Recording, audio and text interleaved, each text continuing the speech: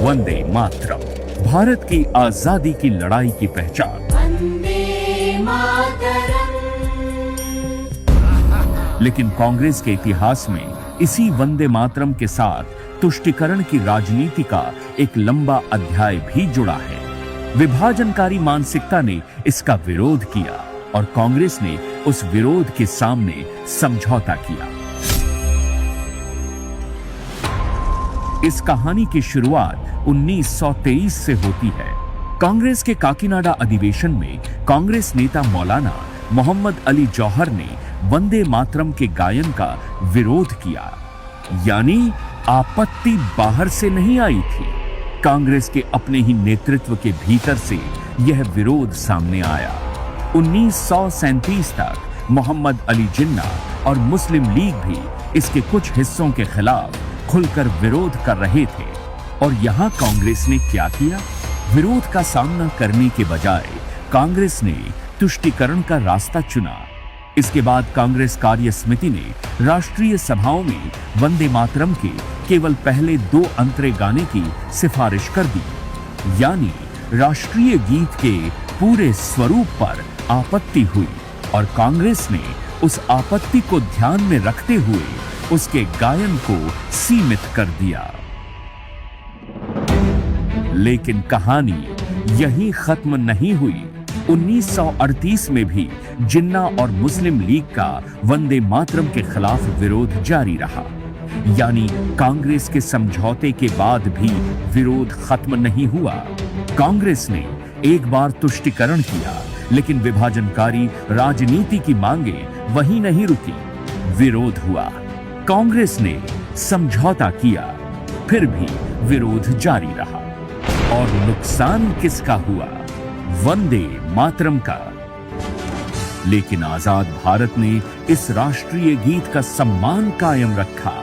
24 जनवरी 1950 को संविधान सभा में डॉक्टर राजेंद्र प्रसाद ने स्पष्ट किया कि स्वतंत्रता आंदोलन में वंदे मातरम की भूमिका को देखते हुए इसे जन गण मन के बराबर सम्मान और दर्जा दिया जाएगा। यानी देश ने वंदे मातरम के सम्मान को बनाए रखा। लेकिन कांग्रेस का 1937 वाला फैसला इतिहास में बना रहा। और अब देखिए 2026 का भारत, देश वंदे मातरम के 150 वर्ष पूरे होने का स्मरण कर रहा है। भारत अपनी इस विरासत को पूरे सम्मान के साथ सामने रख रहा है। लेकिन 19 अगस्त 2026 को कांग्रेस कार्य समिति ने 1937 के उसी फैसले को फिर कायम रखा। आज भी कांग्रेस के पार्टी कार्यक्रमों में वंदे मातरम के केवल पहले 2 अंतरे गाए जाएंगे, यानी करीब 90 साल बाद भी कांग्रेस उसी फैसले पर कायम है।